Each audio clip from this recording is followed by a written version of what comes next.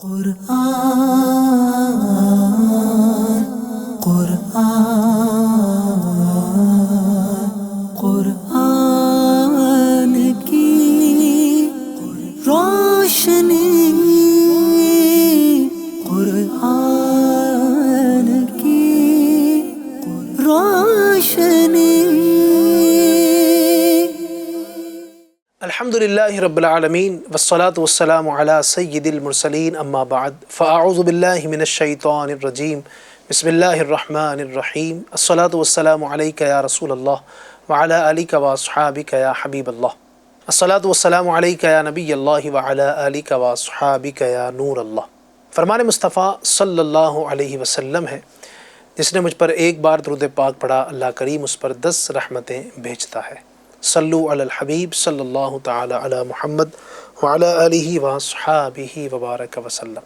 آئیے قرآن کریم کی آیت کی تلاوت بھی انشاءاللہ آپ کے سامنے کروں گا اور ترجمہ اور تفسیر بھی بیان ہوگا۔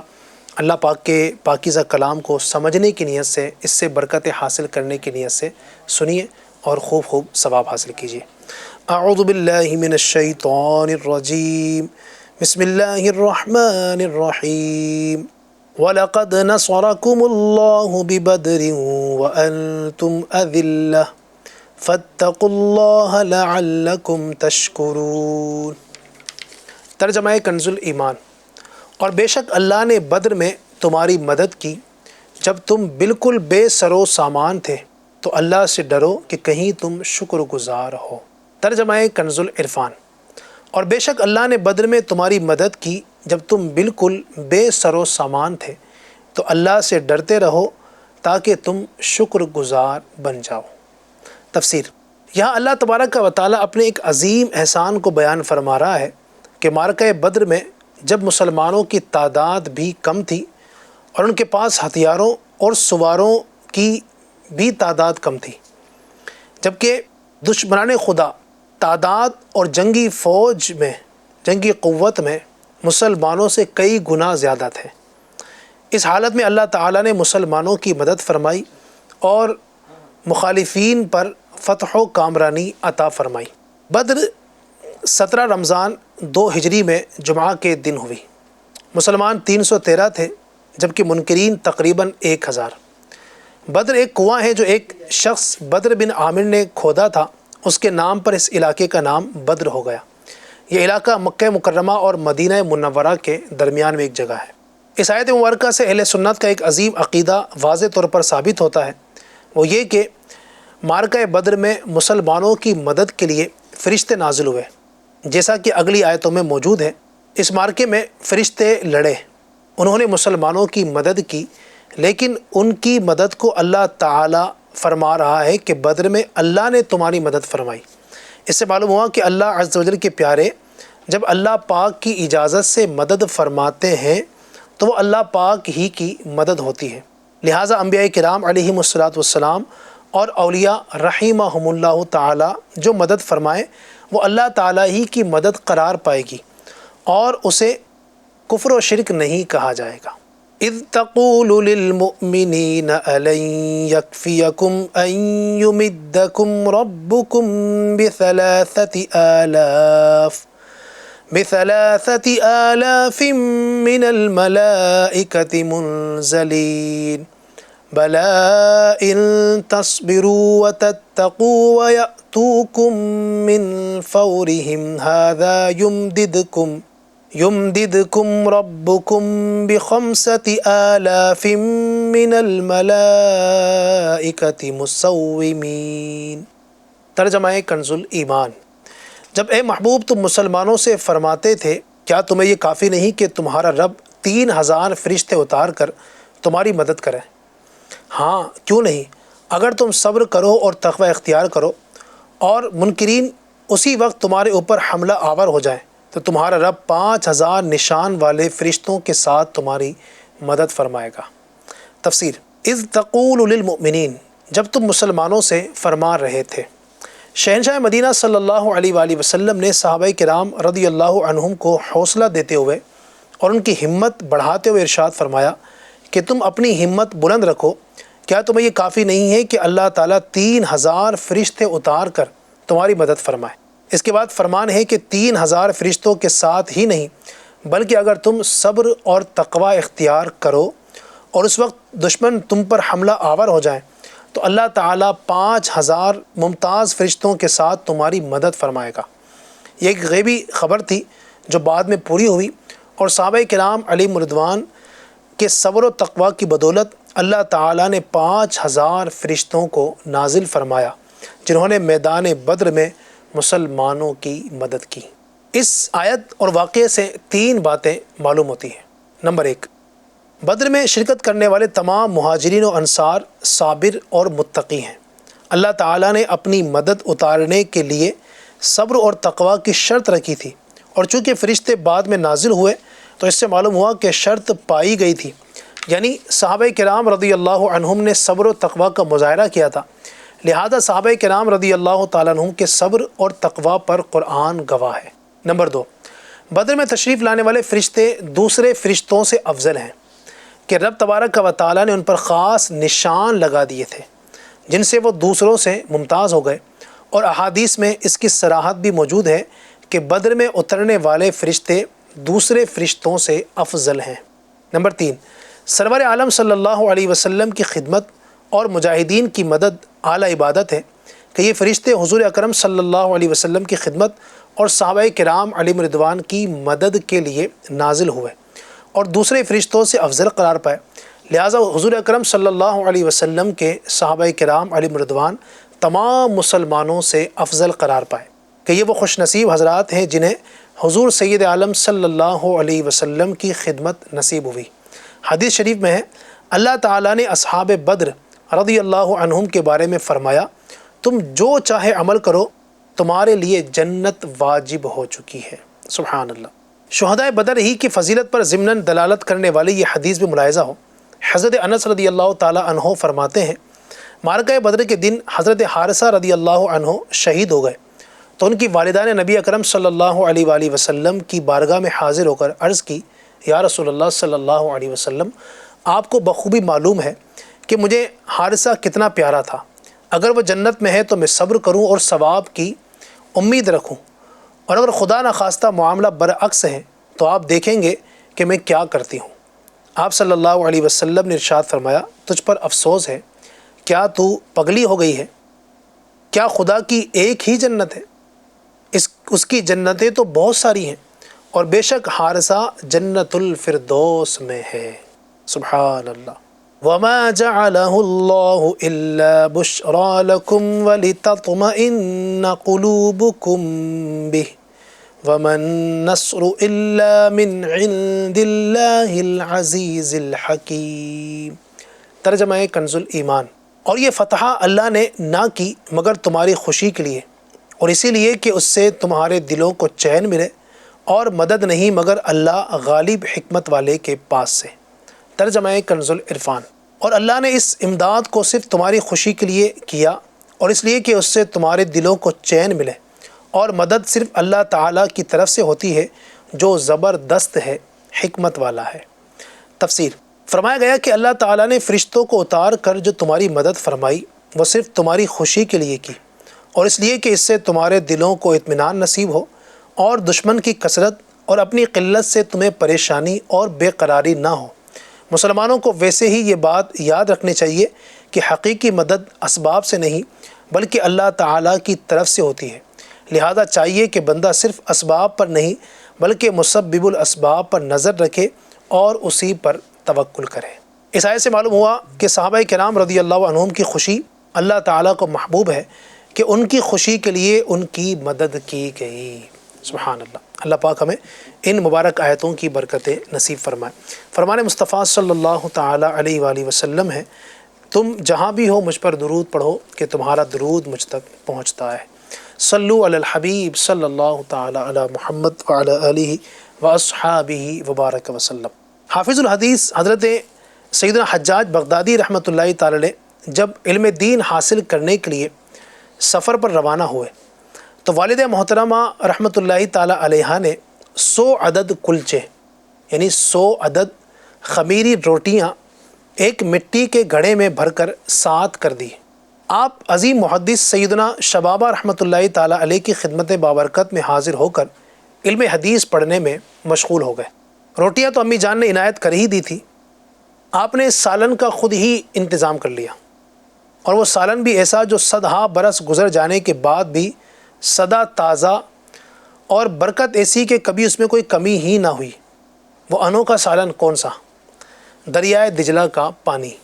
روزانہ ایک کلچہ دریائے دجلہ کے پانی میں بھگو کر تناول فرما لیتے اور دن رات خوب جاں فشانی کے ساتھ سبق پڑھتے رہتے۔ جب وہ 100 کلچے ختم ہو گئے تو مجبوراً استاذ محترم سے رخصت لینی پڑی۔ اللہ پاک کی ان پر رحمت ہو اور ان کے صدقے ہماری بے حساب مغفرت ہو۔ FGN چینل کے ناظرین، دیکھا آپ نے پہلے کے دور میں ہمارے علماء کرام رحمۃ اللہ تعالیٰ علیہم اجمعین نے علم دین حاصل کرنے کے لیے کیسی کیسی قربانیاں دی ہیں۔ ایک آج کا دور ہے کہ قیام و طعام کی سہولیات سمیت علم دین پڑھایا جاتا ہے، پھر بھی لوگ پڑھنے کے لیے تیار نہیں ہوتے۔ علم دین حاصل کرنے میں یقیناً دونوں جہاں کی بہتریاں ہیں۔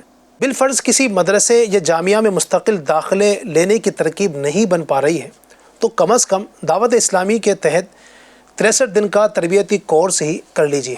الحمدللہ عاشقان رسول کی صحبتوں سے مالا مال 63 دن کا یہ مدنی کورس جو ہے، یہ آخرت کے لیے اس قدر نفع بخش ہے کہ اس میں جو کچھ سیکھنے کو ملتا ہے اس کی تفصیلات معلوم ہو جانے کے بعد شاید دین کا درد رکھنے والا ہر مسلمان یہ حسرت کرے گا کہ کاش مجھے بھی 63 دن کا مدنی کورس کرنے کی سعادت حاصل ہو جائے۔ الحمدللہ ہندوستان بھر کے کئی شہروں میں یہ مدنی کورس کا سلسلہ جاری رہتا ہے۔ اس میں بعض وہ علوم حاصل ہوتے ہیں جن کا سیکھنا ہر عاقل بالغ مسلمان کے لیے فرض ہے۔ علم دین حاصل کرنے کے بے شمار فضائل ہیں، چنانچہ سرور دو عالم صلی اللہ تعالیٰ علیہ وآلہ وسلم کا فرمان مغفرت نشان ہے، جس نے دین کا علم حاصل کیا تو یہ اس کے سابقہ گناہوں کا کفارہ ہو گیا۔ سبحان اللہ۔ الحمدللہ مدنی کورس میں وضو اور غسل کے علاوہ نماز کا عملی طریقہ سکھایا جاتا ہے۔ غسل میت، تجہیز و تکفین، نماز جنازہ، نماز عید کی تربیت دی جاتی ہے۔ مدنی قاعدے کے ذریعے درست مخارج کے ساتھ قرآنی حروف کی ادائیگی کی تعلیم دی جاتی ہے، اور قرآن کریم کی آخری 20 صورتیں زبانی حفظ اور سورۃ الملک کی مشق بھی کروائی جاتی ہے۔ اور قرآن کریم سیکھنے کے تو کیا فضائل ہیں، چنانچہ دو جہاں کے سلطان رحمت عالمیان صلی اللہ علیہ وسلم کا فرمان مغفرت نشان ہے، جو شخص اپنے بیٹے کو ناظرہ قرآن کریم سکھائے اس کے سب اگلے پچھلے گناہ بخش دیے جائیں گے۔ سبحان اللہ۔ شہنشاہ مدینہ صلی اللہ علیہ وسلم کا فرمان باقرینہ ہے، جو شخص جوانی میں قرآن سیکھے قرآن اس کے گوشت اور خون میں پیوست ہو جاتا ہے، اور جو اسے بڑھاپے میں سیکھے اور اسے قرآن بار بار بھول جاتا ہو اور اس کے باوجود وہ اسے نہ چھوڑتا ہو تو اس کے لیے 2 اجر ہیں۔ سبحان اللہ، سبحان اللہ۔ 63 دن کے مدنی کورس میں اخلاق کی تربیت کے حوالے سے ان موضوعات پر، ان ٹاپکس پر خاص توجہ دی جاتی ہے۔ سچائی، نرمی، صبر، عاجزی، عفو درگزر، انداز گفتگو، غیبت کی تباہ کاریاں اور گھر میں دینی ماحول بنانے کا طریقہ وغیرہ وغیرہ۔ قافلے کے جدول پر عمل کرواتے ہوئے قافلہ تیار کرنے کا طریقہ، درس، بیان، علاقائی دورہ برائے نیکی کی دعوت، نیز بالخصوص دعوت اسلامی کے دینی کام کی جان انفرادی کوشش کا انداز، نیک اعمال کے رسالے کا عملی طریقہ تعلیم دیا جاتا ہے۔ مدنی کورس کے دوران وقفے سے 3 بار 3 دن کے اور اختتام سے قبل 12 دن کے عاشقان رسول کے قافلے میں بھی سفر کی سعادتیں حاصل ہوتی ہیں۔ 12 دن کے قافلے سے واپسی کے بعد 1 دن امتحان کی تیاری، دوسرے دن امتحان اور تیسرے دن الوداع دعا اور صلاۃ والسلام پر 63 دن کے اس مدنی کورس کا اختتام ہوتا ہے۔ 63 دن کے مدنی کورس کی جو کیفیات بیان کی ہے، اس کے علاوہ بھی بہت کچھ سیکھنے کو ملتا ہے، تو ہمیں بھی چاہیے کہ ہم اس کورس میں شرکت کریں اور اس کے ذریعے علم دین بہت سارا حاصل کرنے کی سعادت حاصل کریں۔ اللہ پاک ہمیں اپنی نماز درست کرنے کے لیے، اپنے روزوں اور اپنی عبادتوں کو درست کرنے کے لیے اور نیکیوں میں اضافہ کرنے کے لیے یہ کورس کرنے کی ہمیں توفیق عطا فرمائے۔ آمین بجاہ خاتم النبیین صلی اللہ علیہ وسلم۔ یا الہی رحم فرما مصطفیٰ کے واسطے، یا رسول اللہ کرم کیجے خدا کے واسطے، مشکلیں حل کر شہ مشکل کشا کے واسطے، کربلائے رد شہید کربلا کے واسطے، سید سجاد کے صدقے میں ساجد رکھ مجھے، علم حق دے باقر علم خدا کے واسطے، صدق صادق کا تصدق صادق الاسلام کر، بے غضب راضی و کاظم اور رضا کے واسطے، بہار معروف و سری معروف دے بے خود سری، جند حق میں گنجلے دے باصفا کے واسطے، بہار شبلی شیر حق دنیا کے کتوں سے بچا، ایک کارک عبد واحد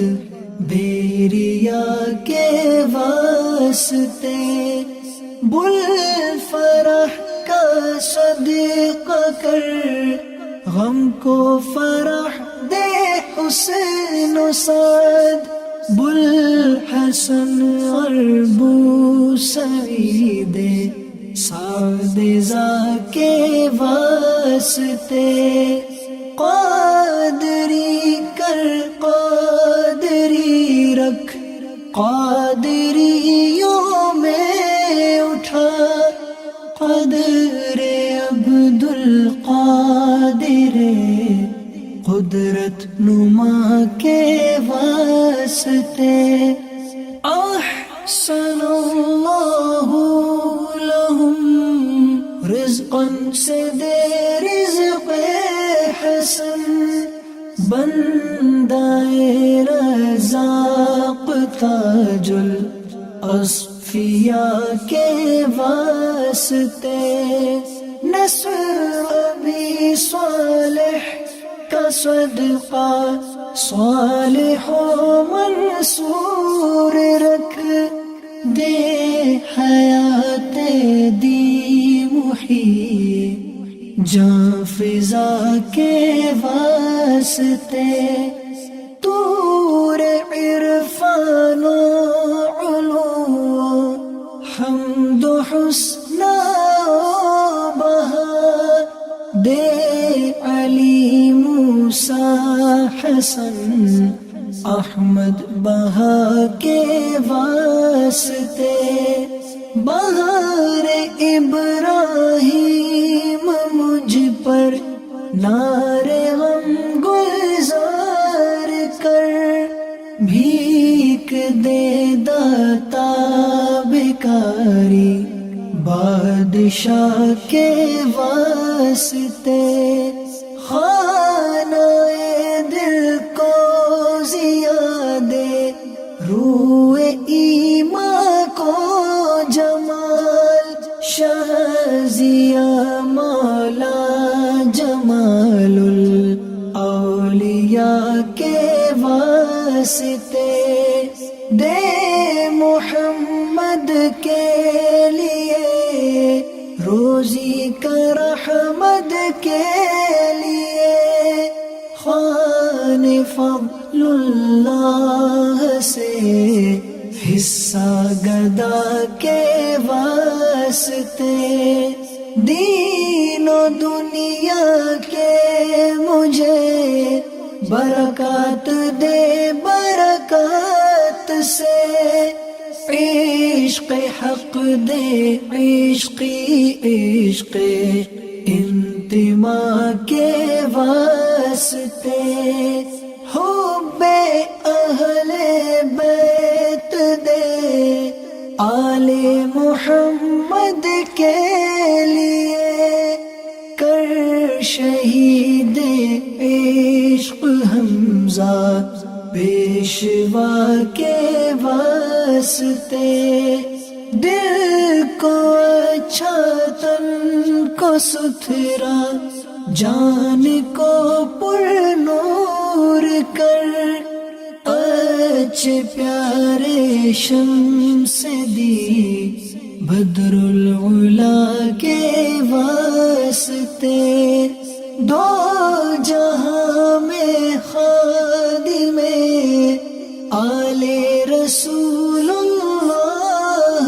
کر، حضرت آل رسول مقتدی کے واسطے، کر عطا احمد رضائے احمد مرسل مجھے، میرے مولا حضرت احمد رضا کے واسطے، پرزیا کر میرا چہرہ حشر میں اے کبریا، شاہ ضیاء الدین پیرے باصفا کے واسطے، احینا فی الدین والدنیا